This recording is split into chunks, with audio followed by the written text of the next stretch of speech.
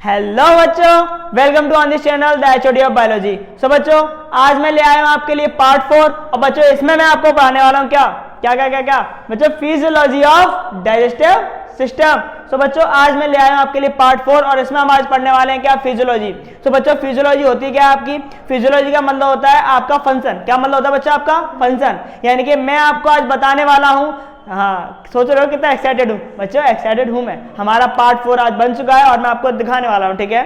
तो देखो सुनो, आज मैं बच्चों आपको पार्ट 4 अपने फिजियोलॉजी में आपको बताऊंगा कि किस तरीके से आपके होलोजोइक मोड में आपके इंजेक्शन, डाइजेशन, एब्जॉर्प्शन, एसिमिलेशन और इजेशन यानी कि आपके पांचों टर्म कैसे आपकी ओवरऑल ह्यूमन एलिमेंट्री कैनल में वर्क करते हैं बच्चों, ठीक है। तो उसके लिए हम देखते हैं कि कैसे आपका वर्क होता है ना। तो वन बाय वन हम पढ़ने वाले हैं, बस ध्यान से देखते रहना आप लोग। मिलते हैं इंट्रो के बाद।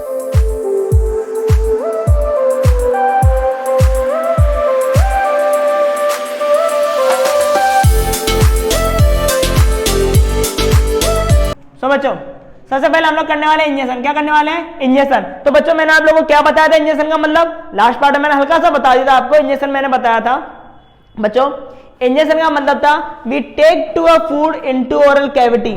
खाने को तोड़ा और उसको कहां रखना, मुंह में रखा।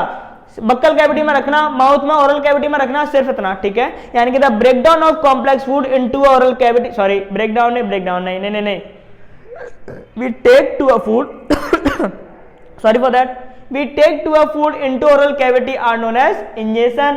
सिर्फ खाने को रखना। तो देखो क्या कह रहा है आपसे, food is taken in and churned with the help of teeth बोलते ऐसे ना भाई, टीथ की वजह से तोड़ोगे, ऐसा ना ग्राइंडर होगा किसी के पास तोड़ने के लिए या दांतों से तोड़ोगे, ठीक है। तो फूड इज टेकन पहले खाने को रखोगे ओरल कैविटी में, उसको चर्न करोगे, खाओगे, ठीक है, with the help of teeth की वजह से क्या करोगे, उसको तोड़ दोगे छोटे छोटे पार्ट्स में, ठीक है।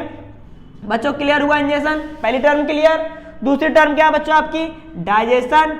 तो डाइजेशन की अगर वन लाइन डिफाइन आपसे पूछी जाए तो बच्चों आप बोलोगे आंख बंद करके, क्या आप सीधा बोल दो, the breakdown of complex food into simple and soluble form. The breakdown of complex food into simple and soluble form यानी कि कॉम्प्लेक्स फूड को छोटे छोटे पार्ट्स में तोड़ना क्या कहलाता है आपका, डाइजेशन। तो देखो सुनो, तो देखो ध्यान से देखो, इन माउथ क्या क्या होता है भैया डाइजेशन में, माउथ में क्या होती है, सलाइवा, सिगरेट होती है, ठीक है। उसमें क्या होती है, सलाइवरी ग्लैंड्स होती हैं बच्चों। सलाइवरी ग्लैंड्स क्या करती हैं, उनके पास क्या होता है, दैट कंटेन एमाइलेज एंजाइम होता है। ये बच्चों क्या करता है, विच स्टार्ट क्या, डाइजेशन किसका, स्टार्च का। और आपका स्टार्च क्या करता है, कैसे, द मैस्टिकेटेड फूड खाने को घुमाता है भैया, एक फॉर्म करता है आपका, बोलस बनाता है, मैस्टिकेटेड करता है, इज रोल्ड, एक गोल सा बना लेता है, रोलिंग सा। और बच्चों उसको हम लोग क्या बोलते हैं, बोलस। लास्ट लेक्चर में बताया था मैंने आपको क्या बोलते हैं उसको, बोलस। और उस बोलस को हम लोग क्या कर लेते हैं, स्वेल्ड, निगल लेते हैं। क्या कर लेते हैं, निगल लेते हैं, ठीक है। उसके बाद कहाँ जाता है वो, फूड फ्रॉम फूड पाइप, कहाँ पहुंचता है, फूड पाइप में पहुंच जाता है, किसके द्वारा, बाय अ पेरिस्टाल्टिक मूवमेंट। कौन सा मूवमेंट, पेरिस्टाल्टिक मूवमेंट बच्चों, ठीक है। अब कुछ बच्चे कहेंगे पेरिस्टाल्टिक मूवमेंट ये कौन सी चिड़िया का नाम है, तो बच्चों ये मूवमेंट है, देखो कुछ ऊपर से नीचे गया इसी को बोलते हैं बच्चों पेरिस्टाल्टिक मूवमेंट। देखो पेरिस्टाल्टिक मूवमेंट ऐसा होता है जो आपका यूनिडायरेक्शनल होता है, एक तरफ, ठीक है, उल्टा नहीं होता आपका, उल्टा कभी नहीं होता आपका, है ना। इसीलिए बोला जाता है आप लेट के खाओ, उल्टो के खाओ, कैसे भी खाओ, खाना आपका पेट में जाएगा, जो कुछ भी हो जाए, खाना आपका कहाँ जाएगा बच्चों, पेट में ही जाएगा। क्यों जाएगा, क्योंकि ये सांप की तरह चलता है, जो इस तरीके से, जैसे कि आपको पता तो कुछ इस तरीके से होता है आपका, कुछ इस तरीके से, ठीक है। जिसकी वजह से खाने को आगे के साइड में ढकेलते हैं, आगे ढकेलते रहते हैं। चाहे आप लेट के खाओ, उल्टे होके खाओ, खाना आपका स्टमक में जाएगा। बट ऐसा नहीं है कि मैंने पढ़ा दिया तो आप लोग लेट के खा रहे हो, नहीं, ऐसे नहीं करना है। देखो मशीनें काम करती हैं, लेकिन आप लेट के और जब उल्टे के खाओगे तो उस पर थोड़ा लोड पड़ता है। क्या पड़ता है, लोड, यानी कि जो लोड पड़ने की वजह से उसकी जो स्पीड है काम करने की वो क्या हो सकती है, स्लो हो सकती है। तो आप बैठ के खाओ, लेकिन इन इमरजेंसी कंडीशन में आप लेट के भी खा सकते हो, आप उल्टे होकर भी खा सकते हो, कोई प्रॉब्लम नहीं है, ठीक है। खाना आपका फिर भी कहाँ जाएगा, स्टमक में जाएगा बच्चों। इसी मूवमेंट को हम लोग क्या बोलते हैं, पेरिस्टाल्टिक मूवमेंट, ठीक है बच्चों। पेरिस्टाल्टिक मूवमेंट इसलिए करती है हमारी बॉडी क्योंकि देखो अगर मान के चलो, अगर नॉर्मली अगर हमारे पाइप होते हैं, जैसे नॉर्मल पाइप होते हैं, नॉर्मल गोल गोल जो पाइप होते हैं हम लोग नलों में यूज करते हैं, ठीक है। अगर ऐसे पाइप अगर हमें नेचर ने दिए होते, ऐसे पाइप एकदम गोल, तो बच्चों पता है क्या होता, ऐसे का टाइम पे क्या होता है, जैसे नॉर्मल पाइप है, ठीक है, अब नॉर्मल पाइप, मैं अभी खाना खाया, मेरे पास नॉर्मल पाइप है, अब मेरा मन हुआ कि मैं बाबा रामदेव की तरह उल्टा हो जा रहा हूं, पैरों को ऊपर कर ले रहा हूं, सिर को नीचे कर ले रहा हूं, तो अगर नॉर्मल पाइप होंगे तो मैं अगर उल्टा होऊंगा तो आपको पता अंदर का पूरा मटेरियल बाहर निकल जाएगा ना। लेकिन अभी क्या होता है, अभी जब आप खाना खा के उल्टे होते हो तो आपका अंदर का मटेरियल बाहर नहीं जाता है। जाता है क्या बच्चों? नहीं जाता है ना। एक भी मटेरियल आपका बाहर नहीं जाता है ना। क्यों? क्योंकि पेरिस्टाल्टिक मोड यूनिडायरेक्शनल होता है ना। अब कुछ बच्चे कहेंगे ओ तो वॉमिटिंग कैसे हो जाती है? फिर वॉमिटिंग में तो उल्टा आता है बेटा, उसका रीजन है। वॉमिटिंग तब होती है जब आपके पेट में क्या बन रही है, गैस बन रही होती है, ओवरलोडेड हो जाता है, ठीक है, तब उसमें अगर एज अ रिफ्लेक्ट एक्शन होता है, आपका रिपल्सन होता है, आपका जो कंजप्शन करता है आपका स्टमक, जिसकी वजह से आपका जो फूड है वो आपका एक्सपेल आउट होता है। और जब एसिडिक मीडियम आपके ईसोफेगस में आता है तो जलन क्रिएट करता है। क्या करता है? जलन, जिसकी वजह से फूड का आता है बाहर आ जाता है बच्चों। वो एक अलग रीजन है, ठीक है। लेकिन नॉर्मली आपका फूड कभी भी वापस नहीं आता है ना। तो किसकी वजह से? पेरिस्टाल्टिक मूवमेंट की वजह से बच्चों, है ना। मूवमेंट पासिस इन स्टमक, और ये मूवमेंट कहां तक चलता है? स्टमक तक। और आपका फूड कहां पहुंच जाता है? स्टमक में। And food remain in stomach, जो आपका फूड है वो स्टमक में कम से कम बच्चों देखो एब्जॉर्ब हो गया 3 घंटे तक रुकता है भाई साहब, 3 घंटे तक एब्जॉर्ब होगा। Then is passed into the डेड्रम। बच्चों डेड्रम किसका पार्ट है? स्मॉल इंटेस्टाइन का पार्ट है, और इन फॉर्म ऑफ काइम। तो बच्चों देखो सबसे पहले फूड था, क्या बोल रहे थे हम लोग? फूड बोल रहे थे। फिर हमने क्या बोला? बॉलस बोला इसको, ठीक है। जब आपका सलावा मिक्स हो गई, जब स्टमक में चला गया तो क्या बोला? कायम बोला। तो देखो आप देख रहे हो फूड के जगह जगह पे क्या आ रहा है बच्चों? नाम चेंज हो रहा है, ठीक है। तो दोनों प्रोसेस कंप्लीट हो गई, इंजेक्शन क्लियर, डाइजेशन क्लियर। बच्चों एब्जॉर्प्शन आता है। अब देखो सुनो, एब्जॉर्प्शन आपका स्टार्ट तो आपका स्टमक से हो जाता है। क्यों? क्योंकि वहां पर आपका सबसे ज्यादा एब्जॉर्प्शन आपका हम कह सकते हैं विटामिन B12 का भी एब्जॉर्प्शन होता है आपका बच्चों वहां पे, है ना।